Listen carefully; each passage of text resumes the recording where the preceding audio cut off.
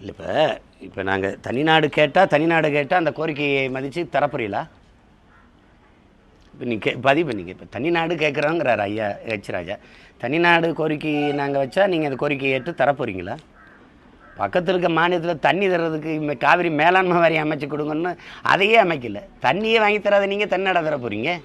இப்போ இங்கே மாட்டுக்காக கோஷம் போட்டவன், ஹைட்ரோ கார்பனுக்காக போடுறவன் எல்லாம் தேச துரோகி பிரிவினைவாதினா, இந்த கச்சத்தீவை திருப்பி எடுன்னு சொல்கிற நாங்கள் என்னவாதி?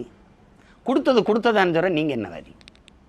என் தாய் நிலத்தில் ஒரு பகுதியை பிரித்து என் இன மக்களை அழித்து ஒழித்த, இன்று வரை என் இன மக்களை, இந்த நாட்டின் குடிமக்களை சுட்டு கொண்டுக்கிட்டு இருக்கிற, வலையை பறித்து அடித்து சிறைப்படுத்தி சித்திரவதை செய்து படகை பறித்து அரசுடைமை ஆக்கி கொள்கிற இந்த நாட்டின் ஒரு எதிரான ஒரு நாட்டிற்கு நீ போர் பயிற்சி கொடுத்து, நீ அவனுக்கு இராணுவம் பயிற்சி கொடுத்து, போர்க்கப்பல் பரிசு கொடுத்து, அவனுக்கிட்ட என் நிலப்பரப்பை எடுத்து கச்சத்தீவை கொடுத்ததானு சொல்கிற.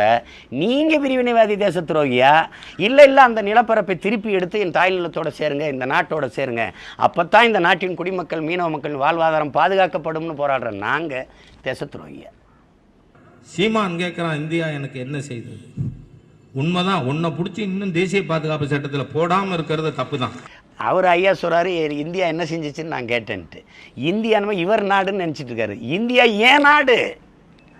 இந்தியா பாரத நாடு, பைந்தமிழர் நாடு. வாங்க ஒரே இடத்துல உட்காந்து ரெண்டு பேரும் வரலாற்றை பேசுவோம். நீங்கள் யார், நான் யாருன்னு பேசுவோம். நீங்கள் இதில் யாரோட நிலப்பரப்புன்னு பேசுவோம். இது யார்?